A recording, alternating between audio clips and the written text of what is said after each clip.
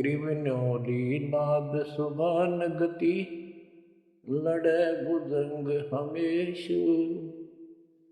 जड़ी जानो नाम जगदीश है, विष नहीं व्यापै शेष।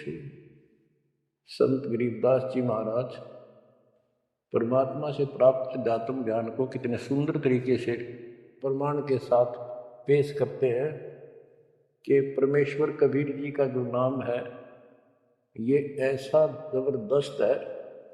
कबीर साहब ने बताया कि कबीर जैसे पनपति मंत्र सुन, रख पुन सुकोड़े, ऐसे बीरा मेरे नाम से गल चले मुंह मोड़े। ये तो कबीर साहब ने स्वयं बताया। जैसे फनपति सर्प और गारुड़ के मंत्र को सुनकर उससे इतना डर जाता है कि अपने फन को इकट्ठा करके भागने की चेष्टा करता है, ऐसे मेरे नाम से, कबीर नाम से, उस सच्चे मंत्र से यू काल चले मुंह मोड़, ऐसे काल दूर भाग जाता है। गरीबदास जी कहते हैं, यम के कर कर जोड़ चले तिस देख रे, धर्मराय के अंक मिटावे लेख रे, जीव जूनी नहीं जा बाठा डे गही, दर्ग मंज हजूर पकड़ छे की बही। गरीबदास जी आंखों देखा परमात्मा की शक्ति का वर्णन करते हैं कबीर जी का, कि उनको देख कर यम के दूत हाथ जोड़ के और दूर चले जाते हैं। और फिर परमात्मा ने धर्मराज के दरबार में जाके मेरी बही निकाली, बही वो बुक, वो पैड जिस पे अकाउंट लिखा था, और परमात्मा ने कहा ये मुझे दो, ये मेरा भक्त हो गया, इसने मेरी दीक्षा ले ली। वह पैड पाट दी दाता ने वहीं पर फेंक दी कूड़े में।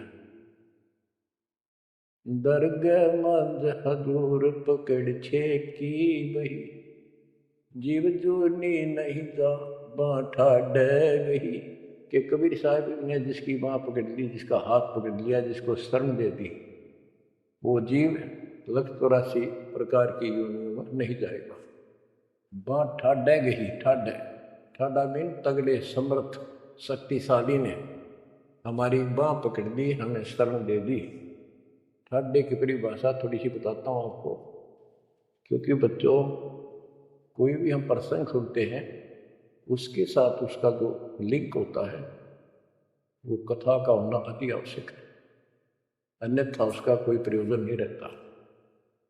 काफी समय पहले की बात है, एक भक्त तब परमात्मा कबीर जी की शरण में था संत गरीबदास जी के माध्यम से। और पुराने समय में खेती किसानी जो होती थी वो केवल वर्षा पर निर्धारित होती थी और कोई नहर नूर नहीं थी, ना उसका कोई पानी लगता था। बारिश हो जाती थी कुछ एक क्षेत्र में तो उसमें किसान अपना उसको संवार के बीज बो दिया करते थे। जमीन ज्यादा हुआ करती थी उसमें। उस भगत की बहन के क्षेत्र में वर्षा होगी, वहाँ से मैसेज आया कि हमारे यहाँ बारिश हो गई है और सभी खेत एकदम बाने योग्य हो गए, बोने योग्य हो गए हैं, हेल्प के लिए आओ। वो अपने बैल अपना हल लेकर चला गया, उसको दूसरे खेत में भेज दिया। स्वयं उसका जो जीजा था, बहन का बटेऊ पति, वो अपने बैल लेकर दूसरे खेत में चला गया। जिस खेत में वो भक्त गया, दिन में हल चलाया, दोपहर के समय उस समय रेस्ट देते हैं बैलों को, पेड़ के नीचे चला गया। फिर वहाँ देखा आसपास एक तालाब थी, छोटी सी तलैया जोड़ी, उसमें कुछ पेड़ पेड़ थे, पानी था। बैलों को पानी पिलाने चला गया तो वहाँ एक मंडी बनी हुई थी, यादगार सी छोटी सी चबूतरा सा बना के, उस पर एक बेली गुड़की रखी थी। बेली पहले 5 किलो का इकट्ठा ही बनाया करते, वो विशेषकर चढ़ाने के लिए होता था। भेंट अपने देवी देवताओं को किसान चढ़ाते थे, बोल देते थे पहली फसल का पहला वो 5 किलो ऐसे पीर का चढ़ाऊँ। वो पीर की मंडी थी, तो वो जो एक का डला सा था मोटा 5 किलो का, 5 शेर का, उसको उठा लाया वो वक्त। कुछ आप खाया, कुछ बैलों को खिला दिया, अपना काम करके शाम में घर पर आ गया, सो गया। रात्रि के 12 बजे के आसपास एक 4.5 फुट का टोपी सिर पे, सफ़ेद कपड़े, दाढ़ी जैसे मुसलमान वेशभूषा, आके उससे 10 फुट दूर खड़ा होके और कहने लगा, तेने मेरा गुड़ कैसे खा लिया, तेरी हिम्मत कैसे पड़ गई, तो ठंडे की शरण में है इसलिए बच गया, न तुझे मारता और तेरे दोनों बैलों को मारूंगा। मेरी पार नहीं बसाई और कति लाल आँख कर रखी और बहुत गुस्से में था। यूं कह गौ चला गया।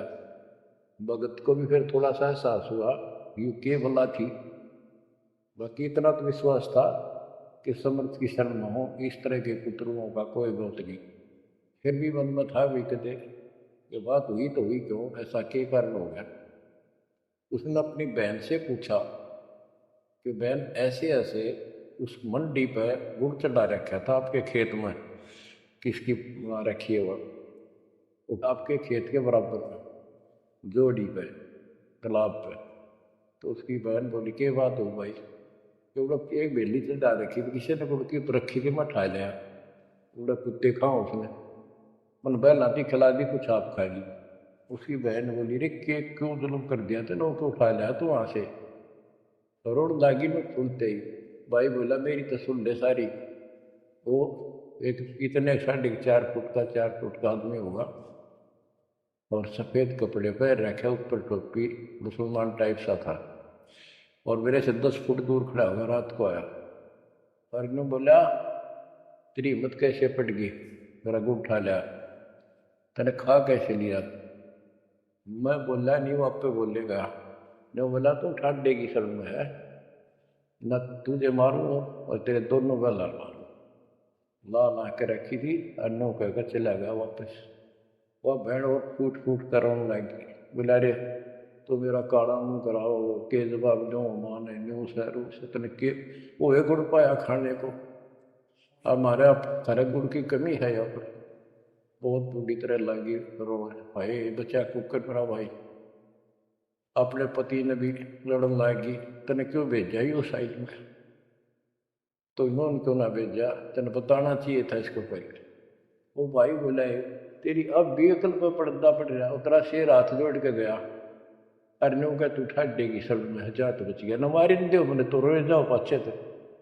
अरे मैं जिंदा जी रोन लाग रही तो पागल कहेंगी, इतनी भी अकल पर पर्दा पड़ गया तुम्हारे, मैं किसकी सुनूं पता है। मैं ये रिक्वेस्ट करूँ थारे थे तुम भी आ जाओ, न भूतड़ा दिन डर डर मर जाओ। तो बच्चों यम की कर कर जोड़ चले तिस देख रे। बच्चों आत्मा फूट फूट गाती है, चारों युग में संत पुकारे को क्या हम हेल रे, हीरे माणिक मोती बरसैया से टूटा ढेर। ये डरे तो बड़ी आदत पड़ी है। यम की कर कर जोड़ चले तिस देख रे, धर्म राय की बंद मिटावे लेख रे। जीव जूनी बह जा ठाडे गही छाडे, दर्द मंद हजूर पकड़ छे की वही। सुन मंडल सतलोक अगमपुर धाम है, धन बंदी छोड़ कबीर तुम्हारा नाम है।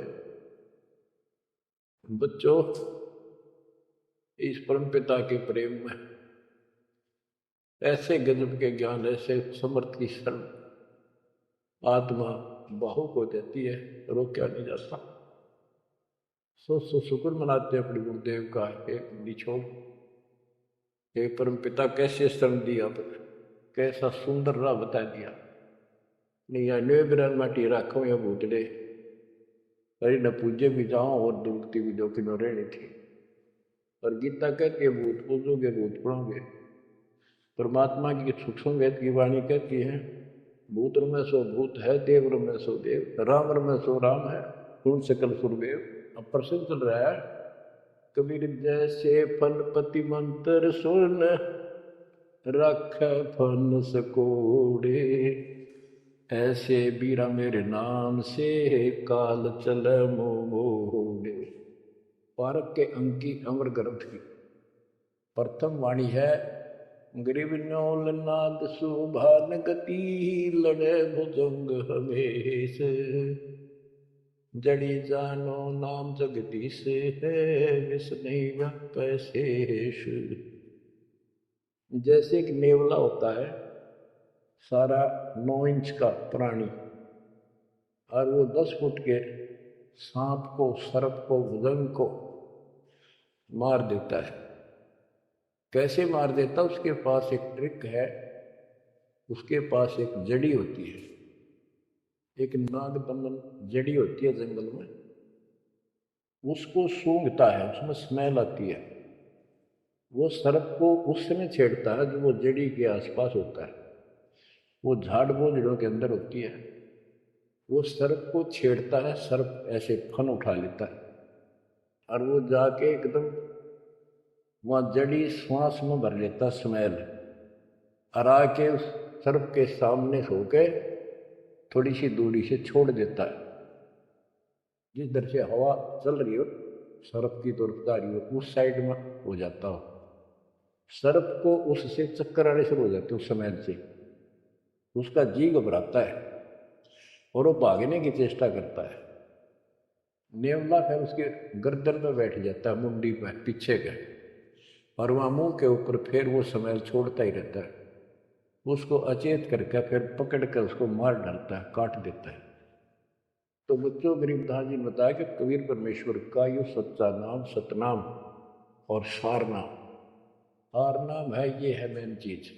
सतनाम भी बहुत शक्ति हो जाती है इन दोनों के मेल से। जैसे 2 जड़ियों को मिला दिया जाए, उसका कुछ अलग से स्ट्रॉन्ग दवाई बन जाती है, मेडिसिन।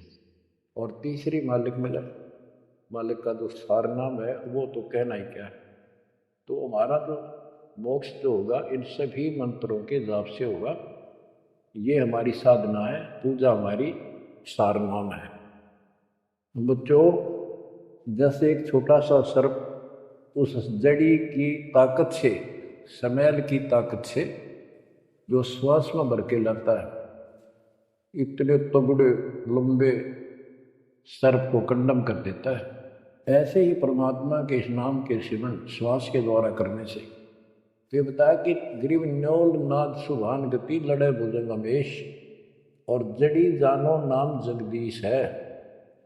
जगदीश सारी सृष्टि के मालिक का जो असली नाम है वो जड़ी है, वो नागदम जड़ी है। अब जैसे सतनाम भी बहुत ताकत रखता है, ये हमारी साधना है। जैसे प्रथम मंत्र सतनाम, ये साधना है। सार नाम हमारी पूजा है। पूजा और साधना में अंतर होता है। कबीर साहब हमारा पूज्य है। साधना वो होती है, जैसे हमने जल की आवश्यकता है तो हैंडपम्प लगाते हैं। हैंडपम्प के लिए बोकी और पाइप, बोकी मारते रहते हैं, मिट्टी बार डालते रहते हैं। सतनाम की बोकी श्वास को श्वास से मार कर जब वो पानी के लेवल पर पहुंच जाती है, वो बोर, तब उसमें पाइप लोअर करके फिर उसके ऊपर एक मशीन बांधी जाती है, वो सारनाम है। और मशीन से फिर उसको चलाया जाता है। वो हमारा पूज्य इष्ट है, वो सार शब्द है। जो हमें चाहिए था ऐसे मिलेगा वो सुख परमपिता परमात्मा के सच्चे दरबार का। तो गरीबदास जी कहते हैं वो मंत्र, वो जो सार नाम है, वो जड़ी जानो नाम जगदीश है। परमात्मा जगदीश कबीर साहब का सार नाम, वो नाग दमन जड़ी बूटी, वो काल दमन। और विष्णु व्याप शेष, छोटे से सांप की बात छोड़ो, शेष नाग जो सबसे बड़ा ताकतवर 1000 गुण का अंदर है, यानी काल 1000 भुजा का ताकतवर है, ये भी निकट नहीं आ सकता। बच्चों, किस्मत सर आ गवा पे 100 गुण गाया। गरीबदास जी कहते हैं गिरफ्त सातों से ती मस्करी ये चोरों नाल फसाद, मल अखाड़ा जीतेंगे ये युगन युगन के माल। माल रेसलर पहलवान, इन नकली गुरुओं से तो खुश है सारा संसार, साधुओं से ती मस्करी इन चोरा नाल फसाद। ओए होए, इन चोरों से झूठे गुरुओं से खुश और साधु संतों के मजाक करते हैं। ये तो मल अखाड़ा जीतेंगे युगन युगन के बाद। आप हो वो युगन युगन के माल। बच्चों, आपको बहुत बार प्रमाण दिए जाते हैं, देता ही रहूंगा आखिरी सांस तक, क्योंकि सिलेबस ही है। टीचर सारा साल सिलेबस पढ़ाता है, उल्टा सुलटा उन्हें कोई रट्टा लगवाता है और तब बच्चे सफल होते हैं। परमात्मा योगों से आपके साथ है। सतयुग में राजा अम्बरीश एक बहुत बड़े धार्मिक राजा हुए और खूब यज्ञ किया करते थे, भंडारे करते थे, ब्राह्मणों को खूब धन दान करते थे, लागड़ गऊ बांटा करते थे, हजार हजार लागड़ गऊ बांटते थे। लागड़ माने बच्चे वाली गाय दूध वाली। भोजन भंडारे करवाते थे, दक्षिणा देते थे। जैसा भी लोक वेद सुना था, गुरु जी ने बताया था, ऋषियों ने, वो सारा कुछ करते थे।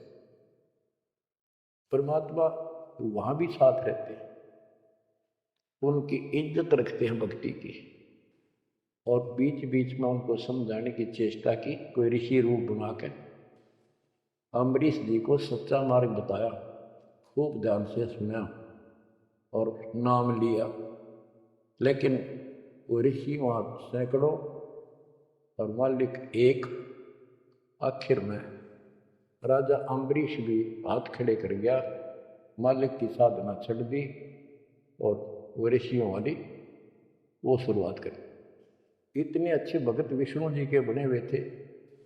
बच्चों में अब हास्य भी आती है, दुख भी होता है।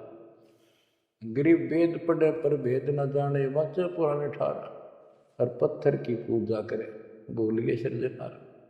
वेद पढ़ा करते ऋषि उस समय, केवल वेद। पुराण तो इनकी अपनी रचना है, फिर 200 लिखते चले गए, और सारा वेद के गुण साधना करते और कराते थे। विष्णु जी की पूजा करें, और गीता क्या कहती है, तो चारों वेदों का सारांश है। विष्णु 3 गुणों में से एक सतगुण है। इन तीनों गुणों की भक्ति तक गुण में माया के द्वारा जिसका ज्ञान हरा जा चुका है, यानी इसी तक सीमित है, जो राक्षस स्वभाव को धारण किए हुए मनुष्यों में नीच दूषित कर्म करने वाले मूर्ख, ये मेरी भक्ति ना करते। तो अम्बरीश वही साधना करता था, लेकिन पिछले संस्कार किसी, जैसे ही चल रहा भक्ति युग, बच्चों आप इन बातों को बार बार सुनोगे तो आपके दिल में समा जाएगी अकाड़ी सच्चाई ये। अब ये भक्ति काल शुरू हो गया, मोक्ष काल शब्द, इसमें हजारों वर्षों तक चलेगा। अरबों भगत बच्चे बेटा बेटी पार होंगे, जो चलेगा तो भी लाखों वर्ष और भी चलेगा। लेकिन वो साधना करते रहेंगे, लेकिन उनका विश्वास इतना नहीं बनेगा, वो फिर यहीं रह जाएंगे काल के जाल में। उन्हीं में से फिर, क्योंकि उनकी भक्ति जबरदस्त है, शास्त्र अनुकूल है, अगले सतयुग में उन्हीं पुण्यात्माओं को काल जन्म देगा। उनको पहले ऊपर के लोकों में रखेगा। ऊपर के लोकों में, स्वर्ग में देवता हजारों लाखों वर्ष वहां रहेंगे। यानी एक कोल्लू के साथ चक्कर है, चैन है, चैन। उस चैन पर जैसे डाल देते हैं, ब्रह्मलोक में गए, फिर चक्कर काटते काटते विष्णु लोक, शिव लोक, सारे अपने कर्म फोड़ के भोग के खत्म करके फिर भी उनके पुण्य इतने बच जाते हैं कि सतयुग में जन्म देते हैं उनको। और सतयुग में भी अच्छे पुण्य कर्म फिर राजा बनते हैं। और वह भक्ति, ये वाली भक्ति कसक और वो शेषवती ताकत फिर भी साथ रहती है, और इस कारण से भगवान भी उनके साथ रहना पड़ता है। जो बच्चा गौ की नजर में, यूं साईं को संत, भक्तों के पीछे खड़ा भक्त वत्सल भगवंत। कबीर जो जन मेरी शरण है, ताका हूँ मैं दास, गेल गेल ला गया करूँ जब लग धरती आकाश। तो अपने इस विधान अनुसार अम्बरीश से मिले। ठीक है, एक बार तो यह बात इतनी गजब की है, सारी ठीक ठीक लगती है। लेकिन माहौल खराब होता है। ये ज्ञान बताने वाला एक होता है, दूसरा समर्थक नहीं होता। उस दिन में वो भूल जाते हैं और इसी लोग बहका देते हैं, कहाँ सी बातें करते हो, वे तो वैसा कहीं नहीं, वे तो वैसा नहीं है। अब दास तो कहना चाहता है, फिर अगले जन्म उस भक्ति से वो अम्बरीश राजा स्वर्ग गया, स्वर्ग में अपनेपन भोगे। फिर त्रेता युग में फिर राजा जनक के रूप में वह आत्मा ने जन्म लिया। वहाँ भी खूब भक्ति करी, विष्णु के कट्टर पुजारी। वही भावना वही भाव फिर भरा हुआ था, परमात्मा फिर भी मिले उनको। लेकिन राजा और सिद्धियाँ इतने ठाठ बाट और बकाने वाले वो गुरु निरे ऋषि हमारी ऐसी घिस काट रखी काल में, हम ऐसे मूर्ख बना रखे, थोड़ा सा भी सुख हो जाए, कोई प्रभुता कोई पद प्राप्त हो जाए, हम खुद भगवान बन जाते हैं। लेकिन पिछली धार्मिकता के अनुसार हम कुछ धार्मिक भी बने रहते, लेकिन रहते वही के वही। और अम्बरीश राजा इतने अच्छे भगत थे, पिछली सिद्धि शक्ति मांग की वो भक्ति की सही थी। एक बार दुर्वासा ऋषि ने उनके ऊपर सुदर्शन चक्कर छोड़ दिया। दुर्वासा कहता था कि तू ये साधना छोड़ दे, मैं बताऊँ वाह कर। अम्बरीश ने हाथ भर ली पर छोड़ी नहीं। अगली बार गया, उसने गुस्सा हो गया कि तू मानना नहीं मेरी बात, तेरा सिर काट दूंगा, इतना गुस्सा। सुदर्शन चक्कर छोड़ दिया। सुदर्शन चक्कर राजा अम्बरीश के पैर छू गए और दुर्वासा ने मान खातिर वापस चाल पड़ा। दुर्वासा भागता फिरा, तीन लोक में कितने उसने गुफा नहीं मिली जरा बच जा, कुछ संरक्षक नहीं पाया। परमात्मा कबीर जी ने विष्णु रूप बनाया, एक सवाल आ दी, 1 मिनट में क्या कर दी कर दिया बोलो में। दुर्वासा ने देखा है भगवान विष्णु बैठे, वहीं पहुंच गया और कंप पे डांक ठोक रखी, मन बचा लो भगवान, बचाओ मुझे, सुदर्शन चक्र मुझे मारेगा। परमात्मा बोले क्या गुस्ताखी कर दी, क्यों मार रहा है तेरे को। फिर वह सारी कहानी बता दी। भगवान बोले कि भक्ति के भाव से चलो, ये ताकत से नहीं चलता ये मार्ग। अपना ज्ञान दो, कोई मानने ठीक है, ना मानो मत, ना मानो, मुझे बचाओ भगवान, मुझे बचाओ। उसमें सुदर्शन चक्कर रुक गया, खड़ा हो गया दूर, भगवान की शक्ति से डर के देख के। तो दुर्वासा को विश्वास हो गया कि यहाँ बचाओ हो सकता है, माफ करो मुझे, माफ करो। परमात्मा बोले अम्बरीश के पैर पकड़े, वो बचाओगा तुम्हें, इससे मैं नहीं बचाऊंगा। हाथ जोड़े, हे भगवान आपके दरबार में मैं नहीं बचूंगा, कहाँ भेजो हो जाता, मैंने तो रास्ते में मारेगा। मिला जा, वहीं जान बचेगी तेरी। अम्बरीश के चरणों में गिरा वो, जिसने 56 करोड़ यादों मार दिए थे एक वचन तक। तो कहते हैं अपनी देशी कहावत हमारे यहाँ, शेर न सोआ शेर जरूर टकरा कर, घनी बकवाद करनी है न। अम्बरीश के चरणों में मत्था टेका उसने, मेरी जान बख्शो महाराज, जान बख्शो, बख्श दो। अम्बरीश राजा बोले महाराज मैंने कुछ नहीं कहा, तेरा कर्म तुझे मिला। और वो सुदर्शन चक्कर हाथ से पकड़ लिया राजा अम्बरीश ने और ऑफ कर दिया, शांत हो गया। बोला ले जा तेरी तोब। और भक्ति के भाव रहना चाहिए इंसान। बच्चों अम्बरीश राजा की इतनी महिमा होगी, ऋषि भी हैरान थे जो उनके गुरु लोग थे। बुद्धि छोड़ कहते मन तू सुख के सागर बसरे और न ऐसा यश रे। तू सुख के सागर बसरे, या झूठे यशों में कुछ नहीं धरा। वह सतयुग में महिमा होगी, फिर राजा जनक बन गए। राजा जनक वही भाग्य बाबा नानक बने।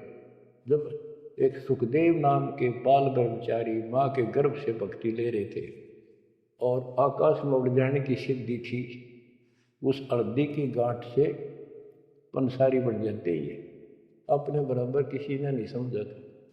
राजा जनक के पैरों में पड़कर स्वर्ग तक जाने का विरोध करवाया। वो मोक्ष तक बहुत दूर की बात है, वो तो मार्ग ही नारा है। गरीब सुखदेव ने 84 भुगती बिना पजावे खरगो, तेरी क्या बुनियाद पर आई। तो पेंडा पंथ पकड़ गो। कि सुखदेव जैसे ऋषि जिसकी तुति बोला करती आप, सारे देवता भी उसका सम्मान करते थे, बड़ा पहुंचा हुआ है। वो भी फिर 84 लाख से हो गया। राजा जनक से दीक्षा ली। पहले तो यूं कहता मैं बाल ब्रह्मचारी ब्राह्मण ऋषि। जनक विदेही राजा भाई कैसे शीश नवाऊं जाए। सुखदेव बोले 11 युग का हमने स्त्री का मुख नहीं देखा। राजा के 10,000 रानियां। तो गरीबदास जी कहते हैं गोरख से ज्ञानी गणे सुखदेव जति जिहान। वो अपने आप को जति मान रहा था। और सीता सी वो बारिया संत दूर स्थान। संत के घर बहुत दूर है, इन बात का तो नहीं भाई इसने ब्याह करवा रखा है, इसका न्यू हो रहा था, तो ये संत कैसे हो सकता है। 10,000 रानी थी, फिर भी उस नकली से तो भी अच्छा था राजा जनक। बच्चों ये मूल ज्ञान है, ये निचोड़ है, निष्कर्ष है, ये तत्व ज्ञान है। और राजा जनक रूप में बहुत गणे यज्ञ किए, बहुत प्रमाण है पुराणों में। बहुत धर्म भंडारे लाए, या दूध वाली गाय बाटी साधु संत, तो वो धर्म पुण्य बन गए। अब देख काल कैसे ठगी करता बच्चों, सारे पॉइंट याद रखने पड़ेंगे। बेमतलब अपने धन ने खोया नहीं करते। राजा जनक और सुखदेव विमानों बैठकर स्वर्ग जान लग रहे। रास्ते में 12 करोड़ आत्माएं नरक में तंग पा रही थी, हाहाकार मचा रोवन। राजा जनक ने कहा ये आवाज कहाँ से आ रही है चिल्लाने की, रोको मेरा विमान रोको। रोक दिया। उनको बताया गया कि यहाँ एक नरक है, उसमें 12 करोड़ आत्माएं जीव अपने कर्म दंड भोग रहे पाप। राजा ने कहा इनको छोड़ दो, इनको कष्ट ना दो।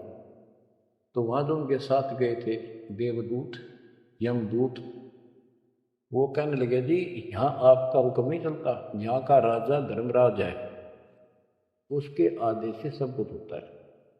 बोला या तो मुझे इस नरक में डाल दो, मुझे भी यहीं छोड़ दो, ना इनको निकालो। धर्मराज तक बात गई। धर्मराज जी वहां आए, बात सुनी। धर्मराय बोले राजन अपने अपने कर्मा का फल सब भोगना पड़ता है, ऐसे नहीं कुछ हो सकता। तो राजा आकड़ गया। भाव यानी एक परमार्थी भाव, परमार्थ भी हिसाब का होना चाहिए। उपवाद में कोई परमार्थ नहीं चला गया कि मैं या तो मुझे यहाँ छोड़ दो या इनको साथ लो मेरे। तब धर्मराय ने एक विकल्प निकाला कि आप अपने पुण्य दे दो इनको आधे, या जितने चाहते हो उतने समय तक इनको आपके साथ वहां स्वर्ग में भेज देंगे। राजा ने 50% पुण्य दान कर दिए। सबको बिठा के 12 करोड़ आत्माओं को विमान में बिठा के और स्वर्ग ले गए। बच्चों सुखदेव ने गलती करी नहीं, वो तो आज तक स्वर्ग में है। और वो राजा जनक ने आधे पुण्य खत्म कर दिए, बाकी के पुण्य पल्ला झाड़ के खा के खर्च के खो खंडा के बाबा नानक रूप में जन्मे। पहले राजा थे 2 जन्मों में, दुनिया भर के नौकर होते थे, और फिर हैंड टू माउथ हो गए, खुद नौकर लगे नवाब के मोदी खाने में गोदाम में। अब बच्चों अब हमने सावधानी में भी बरतनी है, अपने नाम ने अपने भक्ति ने नष्ट नहीं करा, किसी के ऊपर भावुक हो गया। एक बताओ था कि मैंने अपने भाई दुखी हो रहा था, उसको अपने पुण्य दे दिए, भक्ति दे दी, वो तो ठीक हो गया, मेरी दुरुक्ति हो रही है, बुरा हाल हो रहा ना, वो दिक्कत होगी, बीमारी होगी, आगे तागे दुख होने लग के। तो ये बकवाद नहीं चले, मर्यादा जो बनाई है उसको संभालो। तो कहने का भाव ये है कि आपको इस पॉइंट पे लाना चाहता हूँ। अब राजा जनक राजा थे, राजा अम्बरीश राजा थे, वो बाबा नानक बने खुद नौकर लगे राजा के। अब यहाँ आकर हमारी बात टिकती है कि साधों से तीमस करिए चोरा नाल खुशाल, मल अखाड़ा जीतेंगे ये युग युग के माल। यानी भक्ति की चाह, भगवान की चाह उनके में तब भी थी, पर एक्सरसाइज गलत थी। अब परमात्मा फिर मिले उनको आकर के। अब वो भौतिक धन में निर्धन थे, पर अध्यात्म धन के भरे पड़े थे। पिछले पुण्य गजब के थे भक्ति वाले। एक तो धर्म कर्म किए हुए थे वो, और एक होते भक्ति की शक्ति। वह नो की नो डटी थी उसकी, वो पुण्य खत्म कर दिए थे उसने। तो वो भक्ति उस कारण से परमात्मा फिर आकर मिले। अब वो हैंड टू माउथ था, सुन ली। राजा होता तो तब भी ना सुनता। तो बच्चों, आज आप से कितने निर्धन हो और कितने धनवान हो, आप उस मालिक के सच्चे बच्चे हो। पिछले जन्म जन्मांतर से आप भक्ति करते हुए आ रहे हो। अब परमात्मा ने अपना वो धन देखना है। कबीर शब्द निर्धना धनवंता नहीं कोई, धनवान वा को जानियो जहाँ पर राम नाम था कोई। आपके पास वो राम नाम का धन भरा पड़ा है। और जैसे सुकुच मीन मिलता नहीं भाई, स्वाति सीप सब अड़ ही जाए। सुकुच मीन सदगुरु हो आया, जिन परमात्मा का भेद बता। जैसे सीप और मोती का उदाहरण दिया जाता है कि स्वाति भी मिल गई सीप को, ऊपर की बूंद, मोती भी बन गया। लेकिन एक सुख जमीन जब उसमें टक्कर ना मारे, उसमें खुल नहीं, तो मोती माए गड़ गया, वह शीप भी मर गया। तो बच्चों, ये भक्ति धन थारा इब कभी नहीं गड़ मर जाता, सतगुरु ना मिलता था। तो अब आपका वो मोती सुरक्षित है। अब कहते हैं सुख जमीन सतगुरु हो आया, जिन परमात्मा का भेद बता। तो बच्चों, फिर बाबा नानक को मालिक ऊपर लेकर गए और उनको वो सच्चा राह बताया। उसके बाद उनकी जिंदगी बदल गई। यानी पहले वकील हो रहे थे काल के, सुने नहीं थे। अब जो बाबा नानक जी हिंदू धर्म में जन्मे थे, खत्री गोत्र था, और भगवान विष्णु कृष्ण राम कुर्बान थे इनके ऊपर। गीता का पाठ ब्रजलाल पांडे से पढ़ा करते थे और गीता पढ़ते थे। दाता मिले तो खूब तर्क वितर्क किए। आखिर में बोले आँखा वेखो तो मानो। तो परमात्मा ने आई विटनेस भी बनाने थे। बेई नदी सुल्तानपुर के साथ से बह रही है। सुल्तानपुर में बाबा नानक की बड़ी बहन ब्याह रखी थी। वह अपनी बहन के वहाँ रहते थे, नौकरी करते थे नवाब के। सुबह सुबह स्नान करने जाया करते थे उस नदी पे। वहाँ परमात्मा ने 2-3 मीटिंग करी। तीसरी बार जब आए, जो बोले आँखें देखो जो मानो। बात सारी समझ में आ गई। गीता बार बार देख ली, पढ़ ली, सच्चाई भगवान कोई और है। और चाव भी थे, पर पुराना ज्ञान और कोई नो समर्थक नहीं गया, बात सच्ची है। तो वो कहने लगे आँखा देखो तो मानो। कबीर साहब और बाबा नानक जी परमात्मा समकालीन थे। बाबा नानक जी का जन्म सन 1469 में हुआ, 1469 में, और 1539 में वो शरीर छोड़ के गए। और परमात्मा जी 1518 में गए। तो 1469 से 1518 तक समकालीन थे। तब आँखों देखा सतलोक 3 दिन तक नानक साहब जी का शरीर की ओर छुपा के उनकी आत्मा को लेके गए, फिर छोड़ा तीसरे दिन। उसके बाद तो दुनिया बदल गई उनकी। वो सब पूजाएं त्याग बाल की शरण में आगे। घर में विरोध, सारे समाज में विरोध है। उसके पिता भी बहुत दुखी हो गए, तो के पैदा हो गया हमारे देवी देवताओं को ऐसा गलत बोलता है। तो बहुत परेशान हुए। लेकिन जब आंखों देख ली, कौन सुने किसकी। सूरवीर होते हैं संत, संत सिपाही और शेर पीछे नहीं हटते। तो बच्चों, सारा ज्ञान सत्संग से होता है। परमात्मा का और उस प्यारी आत्मा का, आत्मा और परमात्मा नानक साहब का सत्संग हुआ। सत्संग से बात स्पष्ट हुई। अब पारक के अंक की वाणी सुनाता हूँ कुछ। साधों से ती मस्करी ये चोरा नाल खुशाद, मल अखाड़ा जीतेंगे ये युगन युगन के माल। अब वो बाबा नानक युगन युगन के माल थे और वह जीते, डट के खड़े हो गए। फिर जब ज्ञान समझ में आ गया, सारा संसार मीराबाई थी युगन युगन की माल।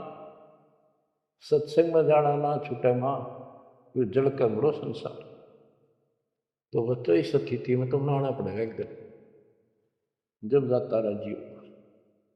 और ये ज्ञान खुद देता है भगवान, और वो आत्मा जो इसको सुनकर कुर्बान हो जाती है वो महान आत्मा होती है। ग्रीव अंश गवन करते नहीं, मान सरोवर छाड़, कौवे उड़ उड़ जात हैं खाते मांसाहार। हंस और कौवे और बुगले सब पक्षी कहलाते हैं।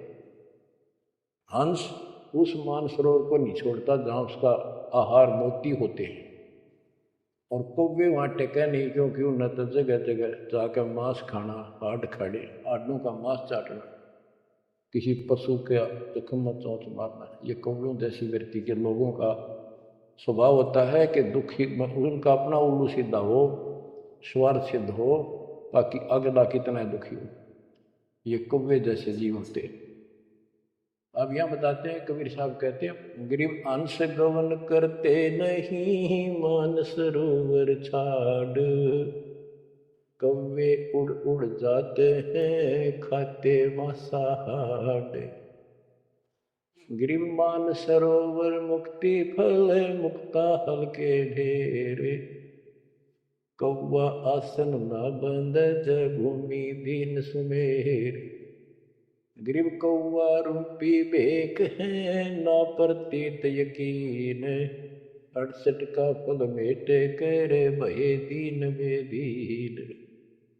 गरीब हंस दशा तो साध है, सरोवर है सत्संगे, मुक्ता हलवाणी चुगे फिर चढ़त नवेला रंगे। अब स्पष्ट कर दिया कि ये सत्संग जो है ये मानसरोवर है, और भगत साध ये हमारे हंस हैं। अब कौवे बुगले तो मेंढक मछली अड़ंगा कुवाड़ बकवाद करते हैं, और हंस केवल मोती खाता है। इसी प्रकार निर्विकार जो भगत आत्मा बन गए, बेटा या बेटी, वो हंस जैसे हैं, वो केवल मालिक की वाणी, परमात्मा की भक्ति और धर्म कर्म रूपी मोती खाते हैं। और फिर ये मोती खा के, यानी सत्संग वचन सुन के, फिर चढ़त नवेला रंग, एक अजब गजब रंग रंग जाता है उसकी आत्मा में। आत्मा इतनी मजबूत हो जाती है जैसे बाबा नानक की होगी, जैसे मीराबाई की होगी, ऐसी आपकी भी होगी, इस सत्संग से होगी।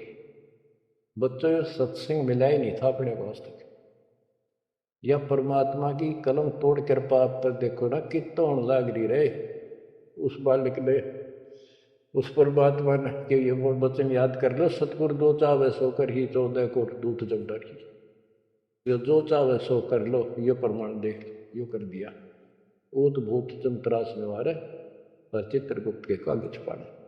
पुण्यात्माओं, धन्य आपके माता पिता जिनसे जन्म, और धन्य आपकी किस्मत, धन्य आपकी पिछली करनी, और धन्य आपके इस समय को कि आपका जन्म किस समय में हुआ है। इस मालिक के प्रयत्न को, दास के इस प्रयत्न को हल्के में ना लेना। पुण्यात्माओं, उस दाता की अमर कथा आपके हृदय में भर रहा हूँ, ये अमृतहार आपको करा रहा हूँ। बच्चों कुर्बान हो जाओ, समय पहचान दो, टाइम बार बार नहीं आता होगा आपका। ये संसारिक धंधे थे कर कर मर गए, इनमें फिर भी पूरा ना पटता। इस मालिक की तरफ ध्यान ज़्यादा दो, हर चीज़ में बरकत दिखा दूंगा, नारी नारी। परमात्मा आपको मोक्ष दे, आपको समय देश अनुभव रतन, इस मानसरोवर बनाने का, आत्मा के मैल कटाने का सत्साई सत्साही।